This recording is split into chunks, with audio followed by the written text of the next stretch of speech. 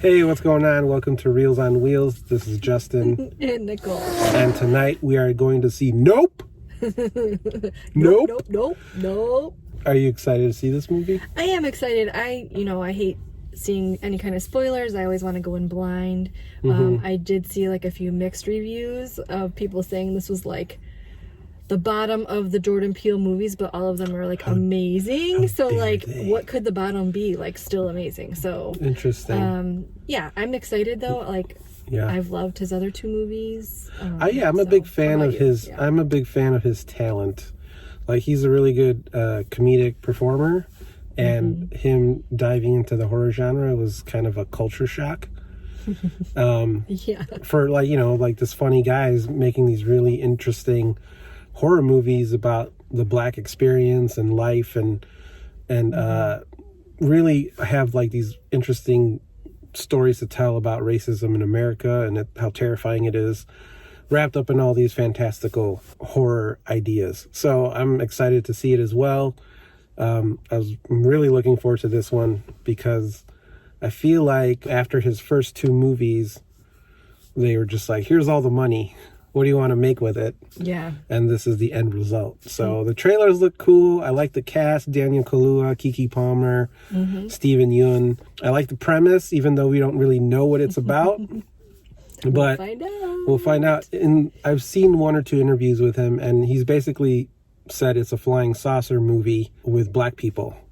And that sounds amazing, but I know there's something else underneath the surface. There's more to it. Yeah, so we are going to find out what that is. I don't know what. Nope. Nope. Yeah, So yes, we are going to go see Nope, and we will see you soon.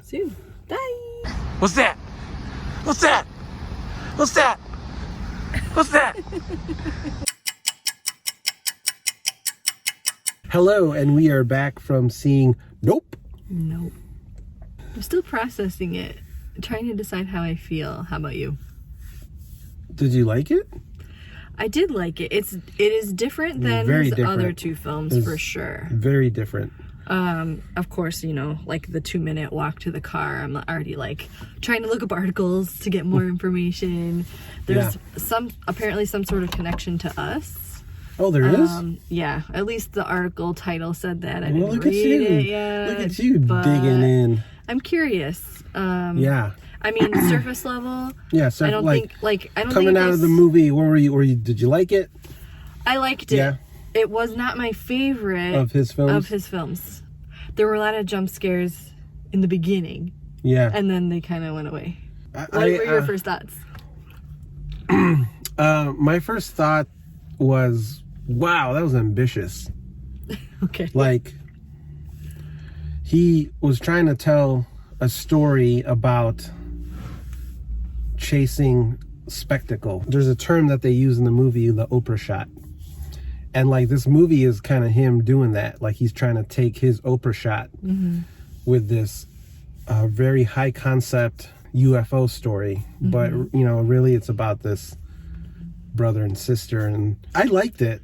Okay. I'm still trying to process it. I will say this. I feel like it's not really a horror film or a sci-fi horror film. I feel like it's more sci-fi than horror, for sure. Yes, there is a lot of sci-fi elements to it. It's very moody in the beginning with a really kind of disturbing opening sequence that involves a monkey. Like, it's really hard to describe this movie. But what I'll say is baseline is like, this is Jordan Peele's take on doing Jaws. Like, this is Jordan Peele's Jaws.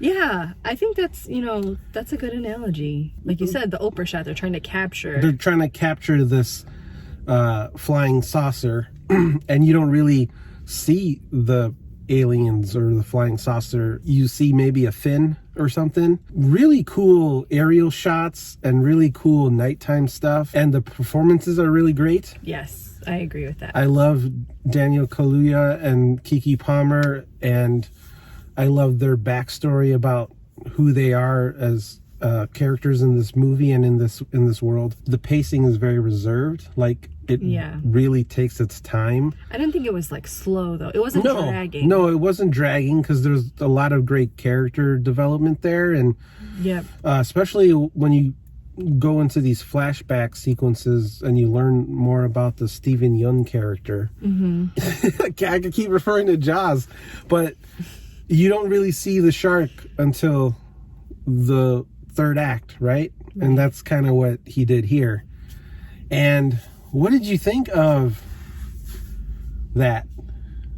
Of the third act? Like, what did you think of the thing? The UFO? The UFO. It was really interesting. Like, anytime you could see part of it on screen, I was, like, trying to zoom in to, like, really capture what it was. Yeah.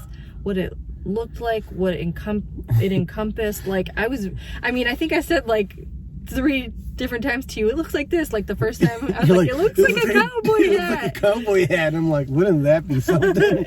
Well, and that's why I was like, what if this is a giant cowboy hat that's just like floating in the air? Like, I don't know. That'd be amazing. And maybe it is. Yeah, you don't know. They did have, like, speaking of the cowboy, then I was thinking about like the music, and like there's not a lot of music in it. No. But there was like one point where it was like totally like Western sounding music, like a spaghetti Western. Oh yeah, tone. For sure. And it was like, but it was like perfect for this movie. Like, it was really cool. Like, it really blends seamlessly together the types of genre he's playing with. He's playing with sci-fi.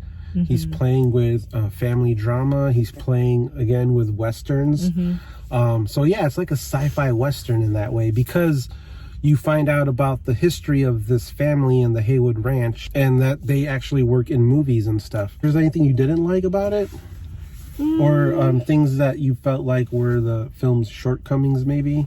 I wouldn't say shortcomings. I just am like thinking about his other 2 movies, the previous ones, where like the message was kind of more clear. I feel currently like there are more messages, like more deep-seated messages than what like I gathered just from like enjoying the movie initially. So like as I think about what we watched and process it, I think I'll like see some more see some connections, like some deeper connections on like what he was trying to tell us. Right.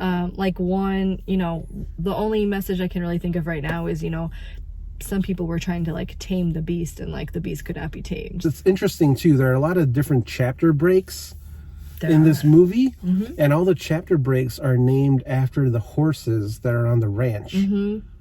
Or I should say they're named after all the animals in the movie. Yeah, true. And I thought that was a really interesting way into these different sections of the movie.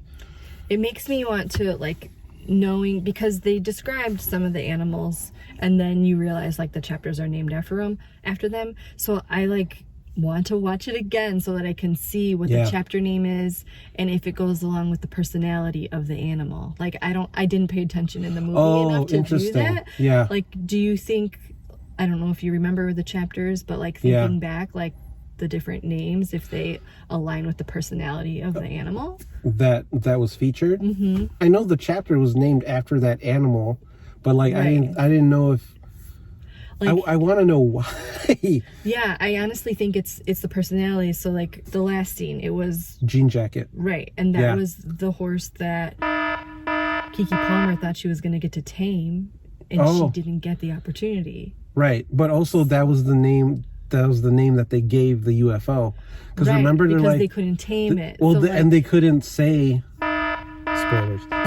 They didn't want to keep calling it a UFO. So Daniel Kaluuya's character was like, just call it Jean Jacket. Right, but I'm saying the comparison of what they talked about with Jean Jacket, the horse. Yeah. And then they named the UFO Jean Jacket, and that was also the last chapter name. So like the personality of the horse, or like Keke didn't get to tame that horse because her dad decided something else, and so they're not trying to, this is super spoilers, but they're not trying to tame Jean Jacket the UFO. They're just trying to capture its essence or whatever.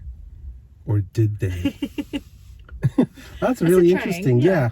So I'm thinking about that. I wonder what the other chapters, when they have other animal names, like, of course I can only think of the one other one.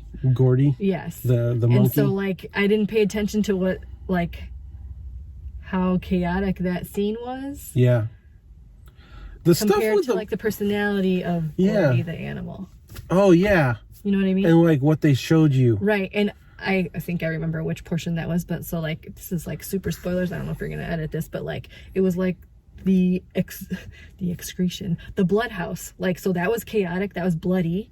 And then the Gordy, they showed animal Gordy was bloody. Yeah, because so, like, he was trying to be there's so much going on, but essentially the Gordy character is like an allegory for the UFO also, because he was in this scenario and then the balloons kept popping. That's what I'm saying, right? Yeah. So like I think that they took the personalities or the events of whatever that named animal happened and then related it to that chapter of the movie. Oh wow. Yeah. Well, looks like we're long story short. Looks like we're gonna go have to see it again. So, would you give it a reels? Or I would. A reels? I would give it a reels, because when we first introed this review, I said that it was Jordan Peele. They like gave him a huge budget, and it's like, what do you want to make? And he made this giant spectacle of a movie, and within that movie, they talk about spectacle. They talk about capturing the Oprah moment. People are so drawn to it, where it's like you see something like that, you would think you would want to run away, but it's like at the cusp of this age where people would rather just take out their cell phones and record it, even though they are in danger. Yes. And I thought that was very interesting. Because of that, I think it's a really, really good watch. Okay. They shot it on IMAX, and like you could really see him utilizing that technology, because they really need to pan out and show you the entire sky, and it's just beautiful to look at. The visuals are great, the actors are great. I didn't really run into that many problems with it, other than that you're trying to stack it up against Get Out and Us, because you're like, oh my god, what's he gonna do next? And he's built such a great reputation as a film director. There's a lot of anticipation and hype for whatever Jordan Peele film comes out next. I feel like that's not a really bad shortcoming, where you're just being like, they're all good movies. Right. Which one's your favorite, right? Yeah. So based on that, I'm going to give it a reels. What about you? Well, honestly, like coming into it, I wasn't really sure how I felt. Like, I watched it, like I said, I need to process, but I think even just in our conversation, and I've said like, now I need to go back and see like different parts to see how they really connect. I would also give it a reels. I like that it's like, it's a Jordan Peele movie for sure, but it's not exactly the same as the other two. Like, if he kept making exactly the same type of movie, I think that could get boring. I like that it still has his, like, brand on it, but it's not like a cookie cutter. You're going into these movies because he built this reputation, but you're going into it not only because, he's a really good director and he crafts a really interesting story. The sort of stuff that you really pick at is the hidden messages and the meanings. And truthfully, I think with Get Out and Us, I feel like those messages for those movies and those themes were a little closer to the surface level than the themes in Nope. Yep, I agree. And I think that's because it was intentional. I kind of see it, as like chase. You think it's the chase. Like, I feel like it's similar, like the ownership thing. Like, people thought they could like tame and own something that doesn't belong to them. That's pretty good. Thank you. All right, well, there you go. Go see Nope. It is a yup to Nope. And I could have just ended the review right there. I just said that, yup to Nope. But then we went into this deeper discussion, sort of trying to dissect it. Yeah. And that was cool, too. No, that was cool. Cool. It was interesting to get your thoughts on it. For Reels on Wheels, I have been Justin. And Nicole. Bye.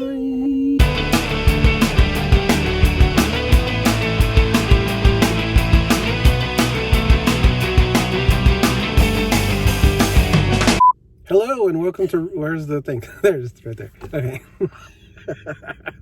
You were also like, hello. Hello and welcome to Reels on Wheels. Come into the light. Hey. Yeah.